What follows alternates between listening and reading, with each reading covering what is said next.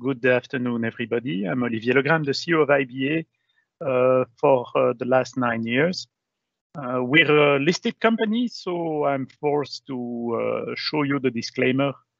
But moving on to the most interesting part, what is IBA?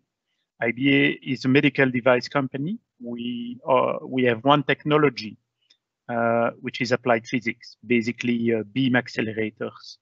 And you can do many things with that. It's very well known for research. And the most famous one is the CERN in Switzerland. But we have industrialized beam accelerators. And we have developed over the years 4 different businesses in 4 different markets. Nuclear medicine, it's our division called Radiopharma Solution. And it does represent about 12% of our revenue. Medical device sterilization, it's a division we call industrial. It's another type of accelerator. It's an electron beam accelerator, and it does represent about 12% of our business. And the biggest part of IBA is about radiation therapy, where we have 2 product lines. One is dosimetry, is equipment, quality equipment for radiation therapy. It does represent about 17% of our business. And last but not least, the proton therapy, which is the biggest part of our business, about 59%. In 2019, we did post about 300 million euro revenue. A few words about our business model. We basically have one business model, and our key competitive advantage is innovation. We do exist only because we are able to innovate. Our competitors are big companies such as General Electric, Varian Medical, just bought by Siemens a few weeks ago, and people like Hitachi. So much bigger company, and the only way for us to remain in business is to continue to innovate. And this is why we're investing a bit more than 10% of our revenue every year in research and development. We have a global reach, so even though we strongly belong to the Belgian community, even to Wallonia, we basically export everything we produce. We very rarely sell anything to Belgium, with the exception of a proton therapy system that we did sell a few years ago to Geistersberg in Leuven. And I'm very proud to announce that a few months ago, a first proton therapy patient has been treated in Belgium, which is a great pride for all of us, as we are fighting for that for the last 30 years. So from that standpoint, 2020 will be a very special year as well, not only because of COVID, but also because we finally treated the first patient with proton therapy in Belgium. And finally, on our business model, we sell equipment. It does represent about 60% of the business, but for every equipment sales, we do provide services, which over the years start to represent a significant part of our business as well, about 40%, which is servicing the equipment we have installed all over the world.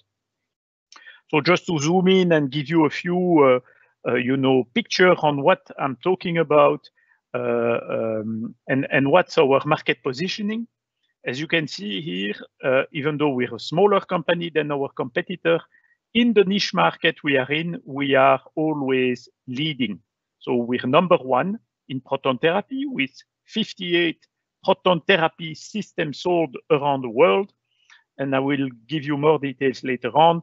Just to let you know, a proton therapy room, the market price for such a system is about 20 million euro.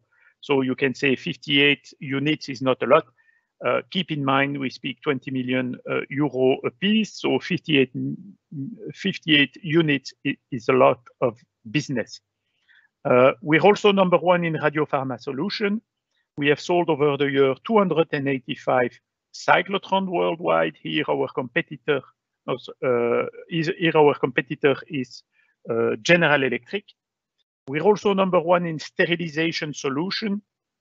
This is a type of accelerator, electron beam I was talking about, and you can use it basically to pasteurize or sterilize medical device, or here on the picture you have tomatoes, but our customers are using our equipment to pasteurize shrimps or some exotic fruits as well. And over the years, we have sold 250 industrial accelerators globally. And finally, in dosimetry solution, it's smaller medical device equipment. A typical transaction in dosimetry will be about 50,000 euro per customer. And here we're basically present in all radiation oncology departments in the world, with more than 10,000 customers around the world. I'll zoom in a few of our strategic opportunities for every market, but we always try to actually leverage our competitive advantage around know-how, our capacity to execute, and as I have already mentioned, innovation as the drive for our competitive positioning in the market. So IBA is a 34-years old company. Pierre already mentioned that we are a spin-off of the university here in Louvain-la-Neuve, and I'll come back to that in a minute, because University of Louvain-la-Neuve is still a shareholder of IBA, and it's very important, as I will explain to you later on. We're a pioneer in particle accelerator. We have sold many accelerators. We are the biggest accelerator company in the world. And I will also tell you more about a milestone we have reached in 2020. We have actually treated, together with our clinical partner, more than 100,000 patients around the world, and a few one in Belgium as well. It's one of the thing we are very proud of in IBA, as we like to look at ourselves as a highly purpose-driven company. If I look at innovation, we have more than 200 engineers in research and development, and we have filed more than 500 patents, half of them being in proton therapy. Moving on to indeed what I believe is one of our most motivating factor working for a company like IBA is the purpose of the company. We speak about protecting, enhancing, and saving lives. And one of our mascots is here, Vigo. Vigo Momart is a young Belgian child. Vigo has been diagnosed with a brain cancer when he was 3 years old, and he was treated by proton therapy. Unfortunately, in Switzerland, well, fortunately for him, in Switzerland, as proton therapy was not available in Belgium. And I'm very happy to report again and again that Vigo is now fully cured and a very healthy young boy. Actually, I have a picture of him. He came here in the factory a few months ago, and he was playing soccer in the factory, and it's a real pride and joy for all of us to work for a company that gives such a new opportunity to many people around the world. And we once again like to look at ourselves in a very highly purpose-driven company. And it really starts with our shareholders. And even though IBA is listed on the Euronext Brussels with about 60% float, we also have what I would call, sustainable and long-term investors. One of them is called Belgian Anchorage, which is basically the management of the company. And another one, as I've just mentioned, as you can see here, is University of Louvain-la-Neuve, but also a few institutions here in Belgium, such as SRIW, SFPI, as well as the Institut des Radioéléments.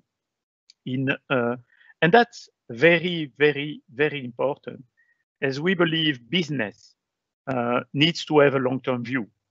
The goal of IBA is to satisfy its shareholder, but not only. And to do that, it's also very important to make sure that you have the right setup. I just spoke about the shareholders. The other thing that we did achieve in 2020 is that we took the benefit of the new law of a society in Belgium to be the first company in Belgium, listed company in Belgium, to change our bylaws to actually institutionalize the stakeholder approach of the company.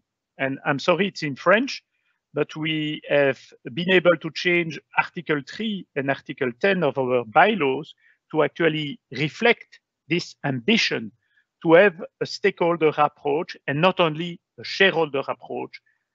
Once again, indeed, we're listed on the stock market. And the other thing we did is actually we are the first company to have elected for double voting right for what we call loyal shareholders. So it's a possibility that is now available to companies in Belgium. And we are, and to my knowledge, we're still the only one to have implemented that, being a listed company. So basically, what does it mean? It means that the people here that are there for the long term have more to say than the, short-term investors. And I believe it's very important. And maybe to illustrate that is that when you do that kind of things, you have to call for an extraordinary general assembly. When you are a listed company and you call for an extraordinary general assembly, usually you don't reach the quorum. So you don't have enough representative of your shareholder to be able to actually pass such a change. So you have to call for a second one.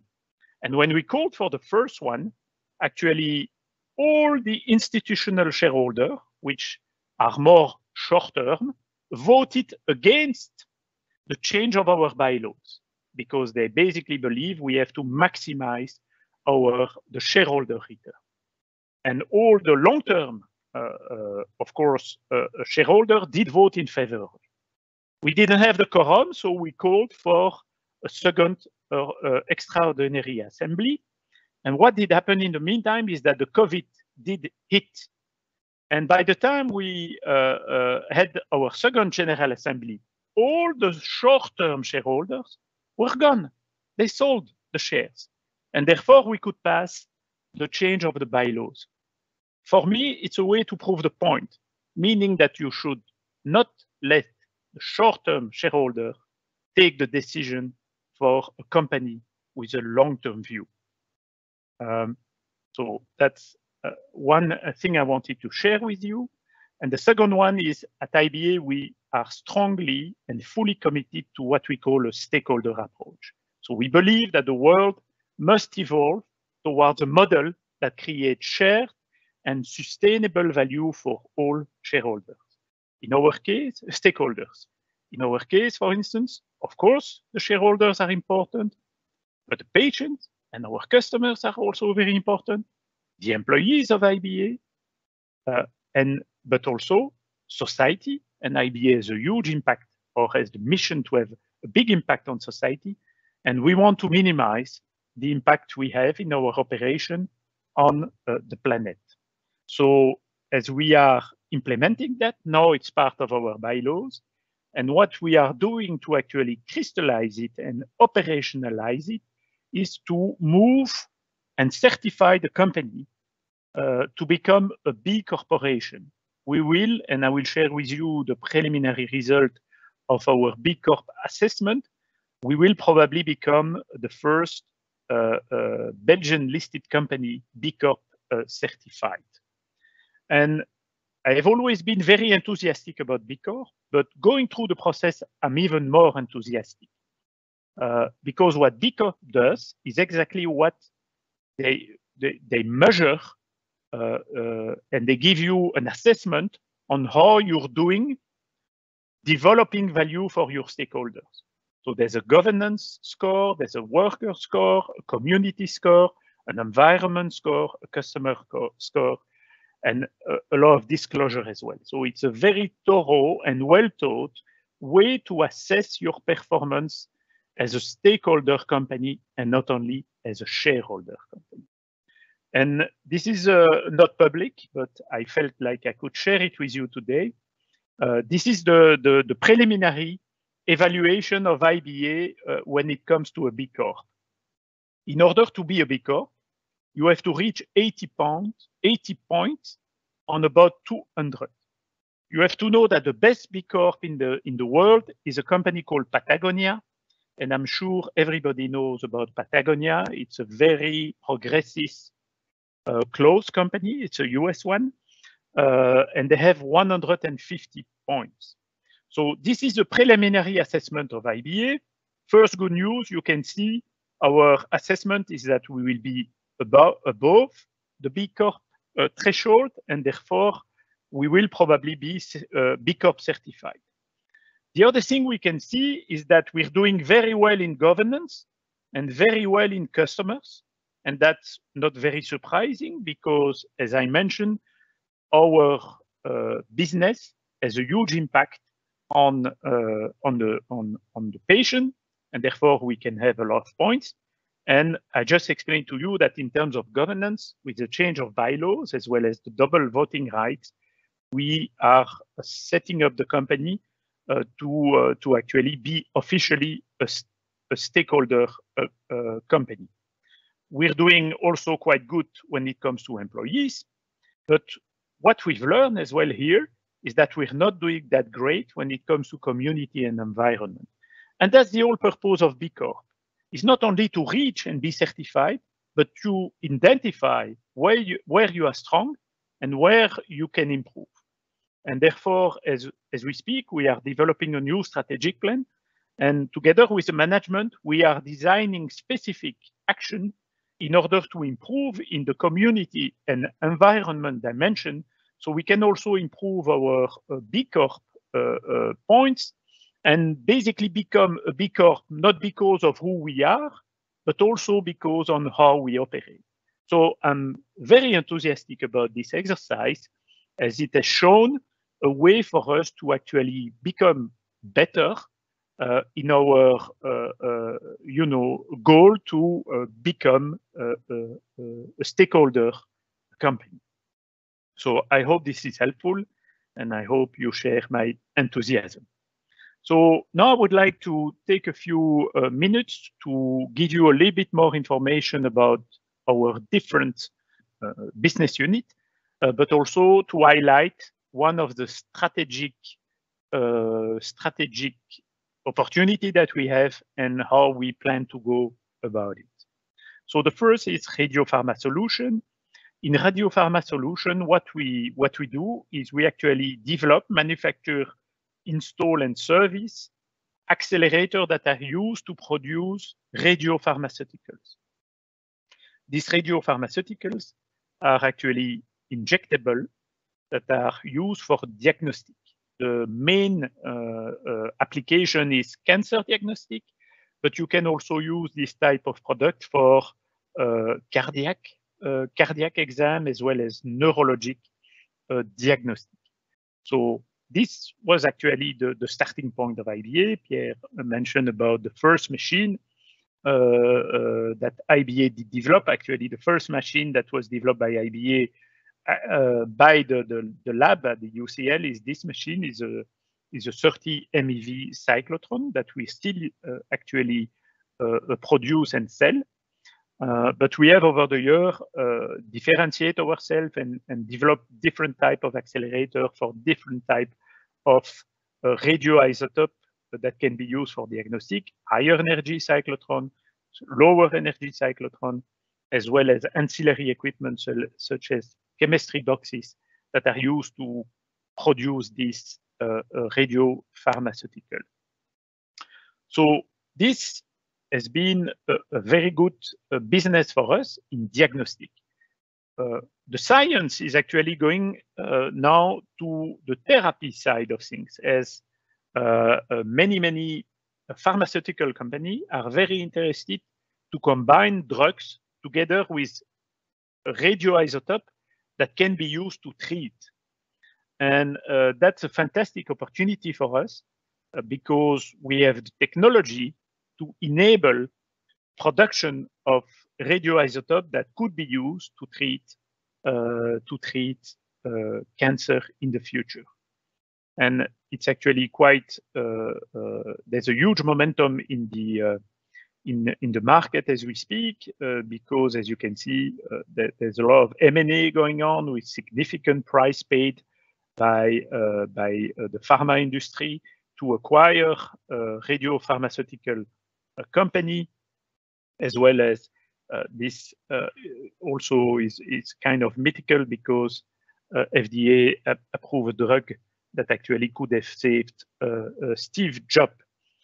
So that's one area of development for us, and we're currently working on different scenarios in order for us to position ourselves in this segment. And once again, this is going to happen through innovation and our capacity to develop a new accelerator that will enable the production of a new kind of radioisotope that can be used for treatment.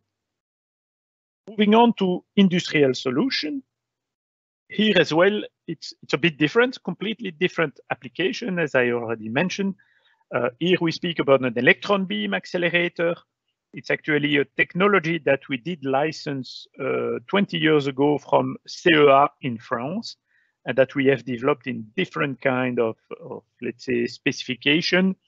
And basically, the higher you're going in power, the more volume you can sterilize or pasteurize.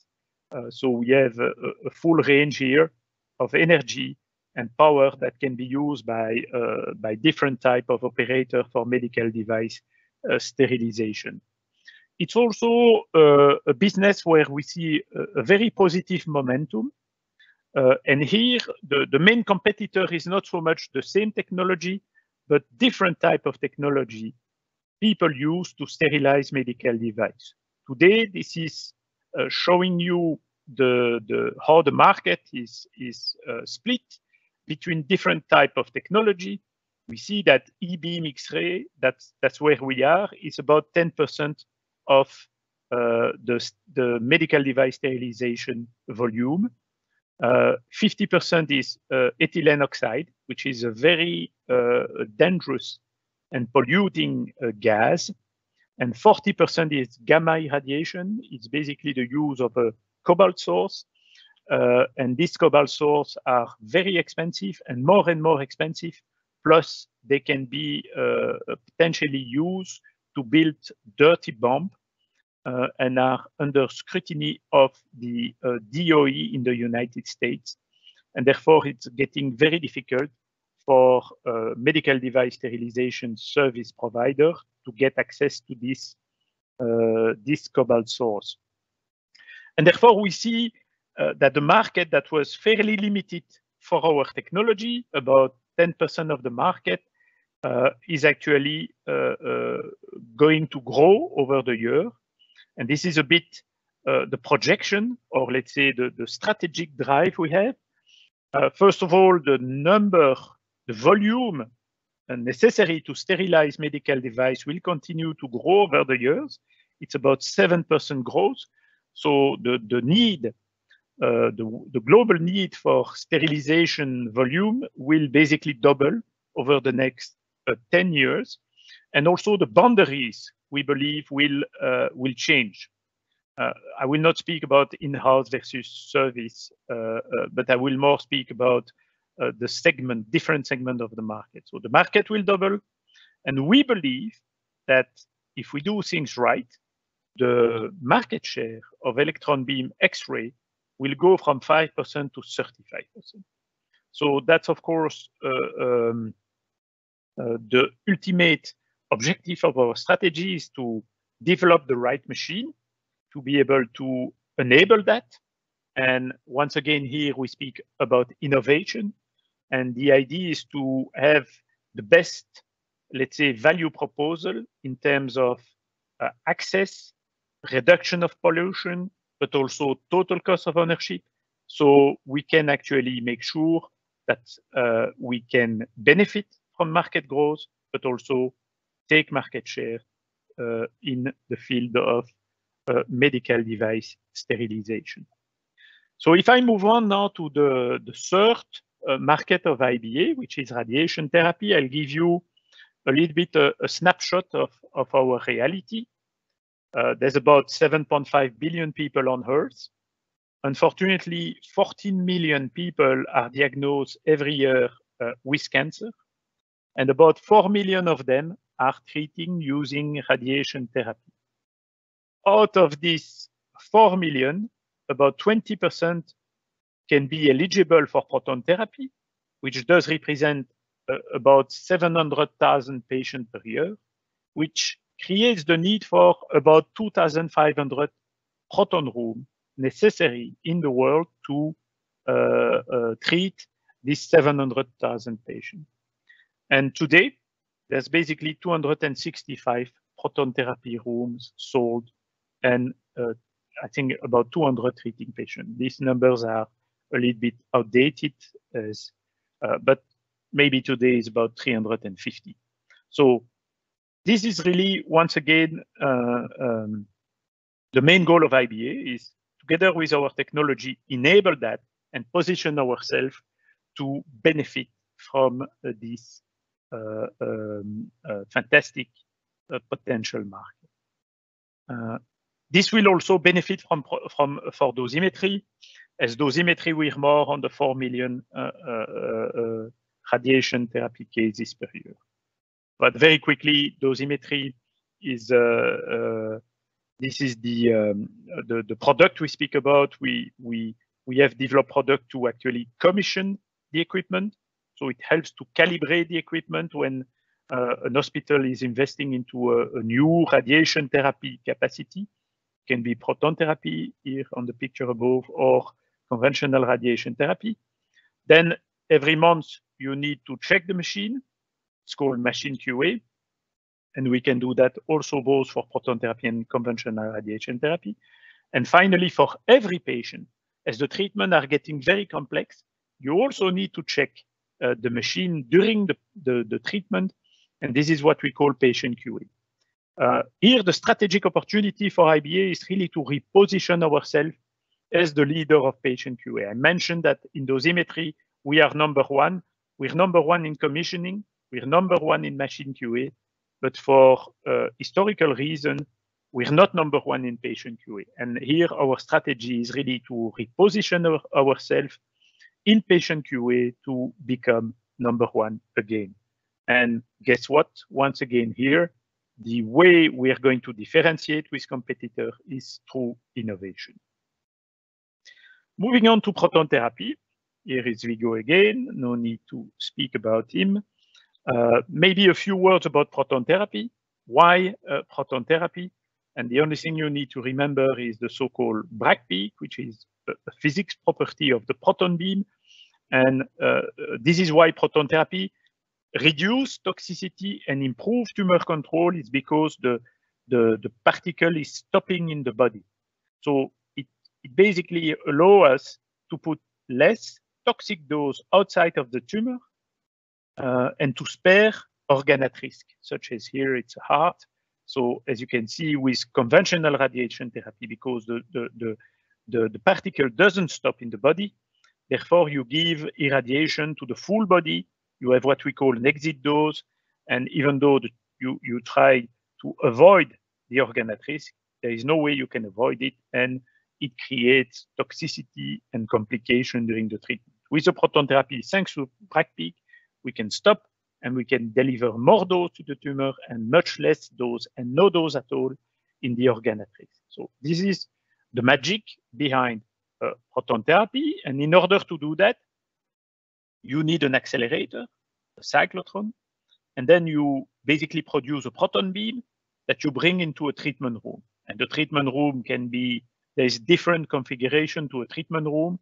The most common one is basically a big mechanical structure. As you can see here, it's about 10-meter diameter in order to deliver the beam with the best angle to the patient, which is lying on a table here. So you can see it's quite a big equipment. I very often have the question when you explain the advantage of proton therapy. Why don't we treat every patient with proton therapy? The answer is basically today there's a delta cost. So it's more expensive to treat a patient with proton therapy than with conventional radiation therapy. And therefore it's difficult or let's say challenging to make the health economical case for all the patients. It's possible to do it for about 20% of the patient. This is a snapshot of the current reality in the proton therapy market. As you can see, for a niche market, there's quite a number of competitors. I spoke about Varian, just bought by Siemens. Hitachi are basically our two biggest competitors. But then there's also a number of small US / Japanese startups, which basically come with a Christmas list and say we can do that, but they have really hard time to deliver. So if I look at what I consider as really our competitor today, it's Hitachi and Varian. As you can see here, we're leading. We have 41% market share. If you look at the number of treatment rooms that were sold, and if you look at the number of treatment rooms that are treating patient, IBA has 44% market share because indeed one of our competitive advantages is execution, and we are by far the best to execute big projects. As you have seen in the graph, we speak about quite a huge project every time we sell a proton therapy machine. And the other thing we're very proud of, it's actually that if you look at the number of patients treated, because of our historical and the fact that we are a pioneer in this market, we have treated more patients than all our competitors together. This is a little bit of snapshot of where all these centers are. As you can see, IBA has always been very successful abroad. We're really present across the world, certainly in North America, one system in Buenos Aires in Argentina, a lot of systems in Europe, as well as in Japan and China. And I will conclude on China later on, because we just did a strategic move in China, and I'd like to give you a little bit more insight on this strategic move in China. We're very proud, as I have already mentioned, we've reached together with our clinical partner the incredible milestone of treating 100,000 plus patients on IBA proton therapy machine. And once again here, feeding the purpose and the sense of pride we have to work for a company that is really protecting, enhancing, and saving lives. We're not at the end of the innovation cycle, and there's a lot of scientific work being done as we speak on proton therapy. More and more patients are treated, more and more data are collected, and we believe the clinical relevance of proton therapy will continue to grow over the years. We really focus on our long-term strategy on clinical innovation to make proton therapy more relevant, on the total cost of ownership to make proton therapy more affordable, and of course, to continue to satisfy our customer as service has become our biggest business unit. This one I will pass. Just to shed a little bit of light on how we look at the future in proton therapy, we want to continue to improve the machine so it can treat moving targets, because lung is a very good candidate in the future for proton therapy, but as the patient is breathing, you need to follow the breathing path of the patient so you can treat the tumor. And we're also innovating in a different way to deliver the treatment. One is called arc therapy. You're basically, instead of shooting on the tumor with a few angle, a gantry angle, we're actually going to treat the patient while the treatment room will rotate around the patient. It has many advantages. The biggest advantage is that it will decrease the treatment time and therefore increase the throughput or the potential number of patients you can treat in a patient, in a treatment room. And last but not least, which could be potentially disruptive, but I will not enter into details here, is what we call flash therapy, which is allowed to give the treatment to a patient almost instantaneous. And this has the potential to revolutionize radiation therapy. Unfortunately, it's not for tomorrow. We see it maybe 10 years down the road, but we're already working on it, both on the technology side, but also with our clinical partner on the biological side to actually try to deliver this beautiful promise. And as I discussed earlier, I'd like, before I conclude and open the session for Q&A, to zoom a bit on China. And about 5 years ago, at the board meeting, we clearly identified that China was becoming the biggest market for medical device. And it's just at the beginning of, let's say, the growth. IBA has been quite successful historically in China, but you have to know that in China, for medical device, the Chinese government is really keeping the market as small as possible to make sure that a Chinese competitor can emerge. And when there is a Chinese player, basically they release the market, and that's where the full potential becomes a reality. So we had a few strategic sessions with the board, and we decided to basically the decision was taken to say, instead of waiting for a Chinese competitor to become a reality and have to fight against them in the future, why don't we facilitate the development of a made in China proton therapy system, but maximizing the full the content, the IBA content in the made in China system. And we wanted to frame it quite seriously, because of course what you don't want is to create a global competitor made in China. You don't want to transfer the technology too cheap. So we said, no, we want a significant down payment up front. We want to make sure that the Chinese partner has a reputation to lose outside of China. So if they go outside of China, we can actually enforce the contract, which is always very difficult to do if you're only in China. And we really want a very serious partner that can build a made in China system. Actually, we're joking a bit. We say, like Apple, said design in California, made in China. When it comes to proton therapy, we say design in California, made in China. And this is what we were actually able to achieve. It took us 5 years to actually identify the partner. The partner is a company called CGN Nuclear Technology Development. It's actually basically the Areva of China.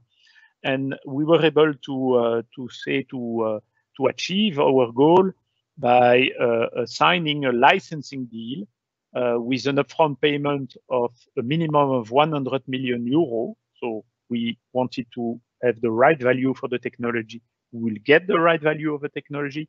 CGNNT Nuclear Technology is a global company. They have assets in the US. They have assets in Europe.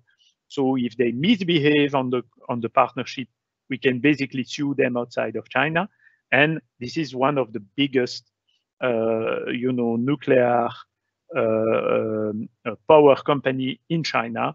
They have the financial means, they have the credibility, they have the network to accelerate the development of proton therapy made in China, but designed in California with a lot of IBA content. With that, I'd like to conclude and leave the floor for Q&A. Thank you very much. Environmental, we have two streams. One is carbon footprint, and we start with the very basic, and I'm almost ashamed to say, but we have lost a lot of points in VCorp because we monitor carbon footprint in Belgium, in our main factory here, but we don't monitor carbon footprint in the rest of the group.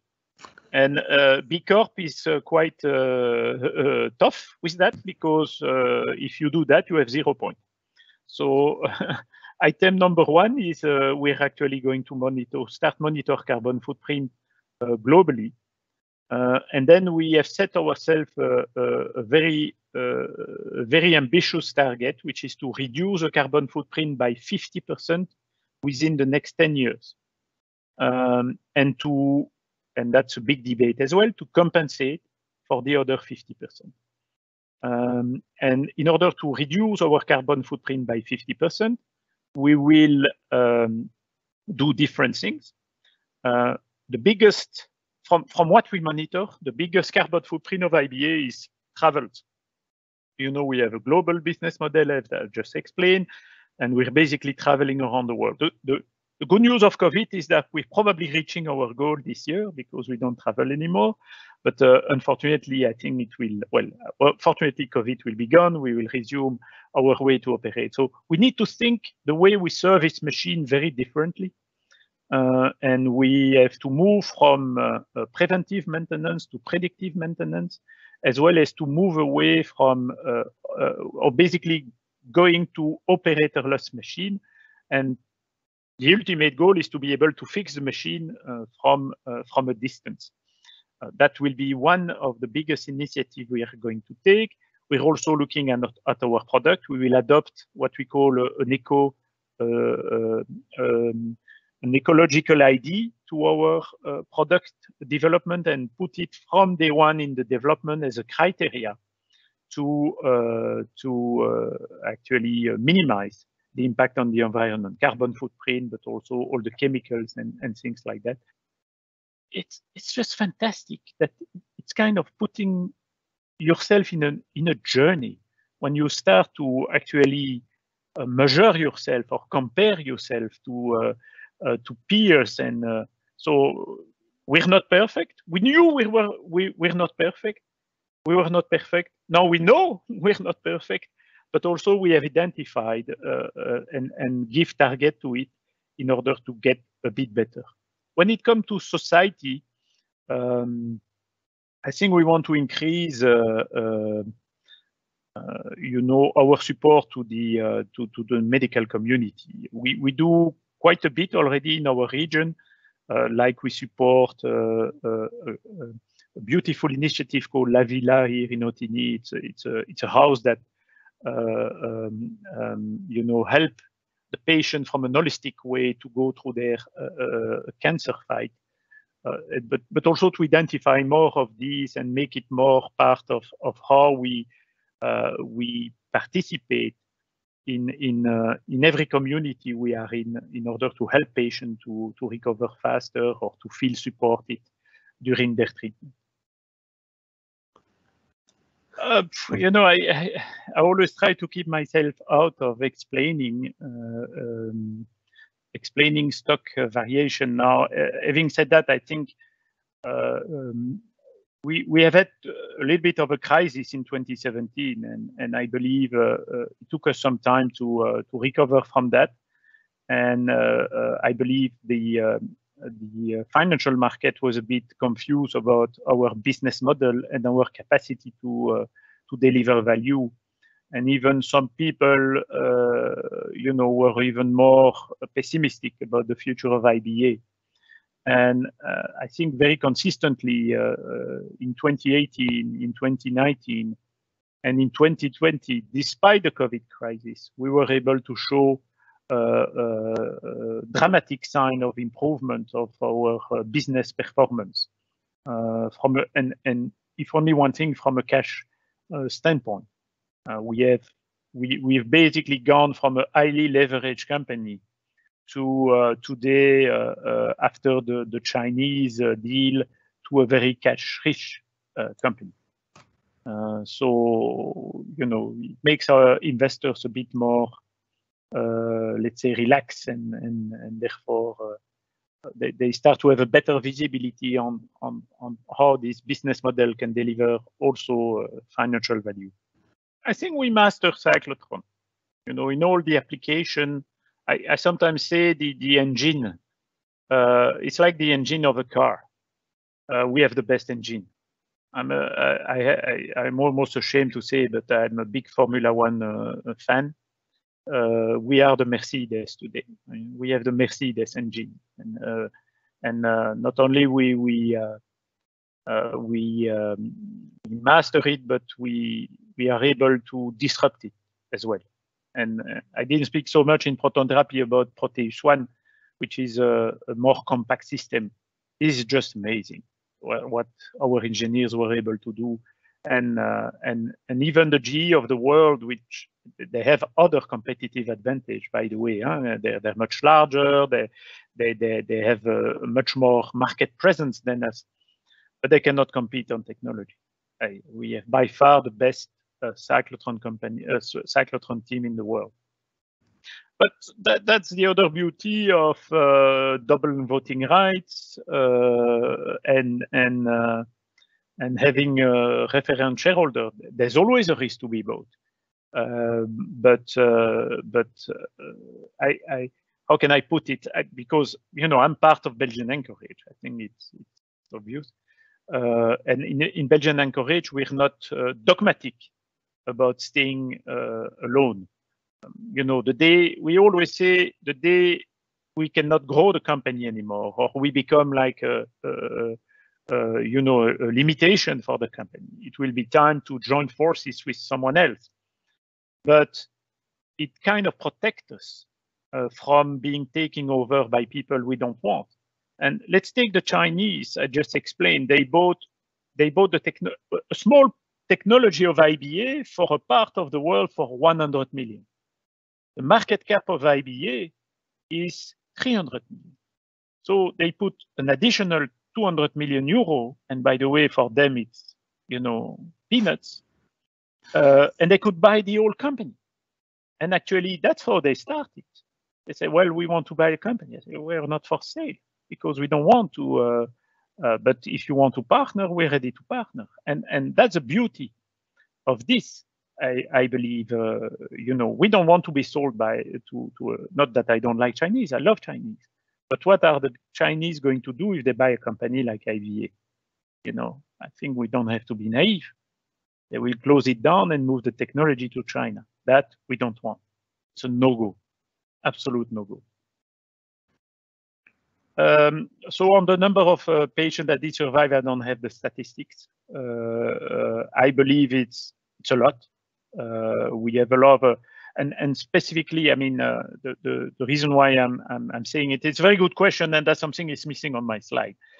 So I'll certainly take a note, and I will ask my guys to start to capture that, because at the end you're right. This is really what really counts. No, proton therapy today is really mainly used for pediatric cases, and the chance of a child to be treated is pretty high with proton therapy. So if I have to take a guess on that, I would say probably more than 70% of the patients are actually making it. We are selling our technology sometimes in some region, but let's not try to to hide ourselves. It's a little bit, it's very expensive for countries, especially in Africa, and it's probably not the priority number one. When you look at healthcare system in Africa. Now there's sometimes, I mean, the drive is really to, I touch upon that, was to reduce the total cost of ownership, and I think that's how we will be able to finally allow people in Africa to get access to our technology. Now, sometimes we have the opportunity to do it thanks to special partnership, which we contribute as well. We're working as we speak on a project in India, in an ashram, and where you were asking about the society side of our business. It's obvious that I don't try to make the same margin when I sell in an ashram in India, or another project I'm very proud of is we sold a system in Le Caire in Egypt to a children hospital, where it makes a lot of sense. It's obvious that there we don't make the same margin, but I don't think it's really sustainable. And I believe we have to continue to innovate to reduce the total cost of ownership, and to innovate as well with technology such as Flash, which I did not really explain today, but has the potential to divide the cost of the treatment by about 30. So it will be 30 times cheaper, and hopefully then many more, let's say, under development countries will be able to afford it. So COVID did hit us as well. Somehow we were lucky. We're ready to basically start to work from home. And actually, we went from full home working for the people that are not in the factory to protect the people that were in the factory 2 days ahead of the lockdown in Belgium. So on the 10th of March, we already moved to. Somehow we were lucky because we have operation in China as well. So we went through the crisis in China in January. So by the time it did hit Belgium, we were fully prepared to actually continue to operate. We were able to keep the factory up and running. We had only a few suppliers that did close, but it's still a bit schizophrenic. We're probably off to do maybe close to the best year ever in terms of sales, but we cannot travel. So I don't know how we will be able to install. When I say we cannot travel, we can. But it's very difficult to go to the US or very difficult to go to China. We have sent a few engineers to China for installation. They have to quarantine 2 weeks getting there, 2 weeks on the way back. So you have a month of quarantine just to go on the. Economically, it's very difficult. We need to rethink the way we operate. We need to be even more decentralized than we are today. We are quite decentralized. We did allow us to keep all our center operating during the crisis, despite the fact that it was more difficult to travel. But we need to think differently. We need to leverage more on local resources to install, and then to move to what I was explaining about remote maintenance as well as predictive maintenance. So we can avoid to travel around, which, by the way, will be good for the environment as well.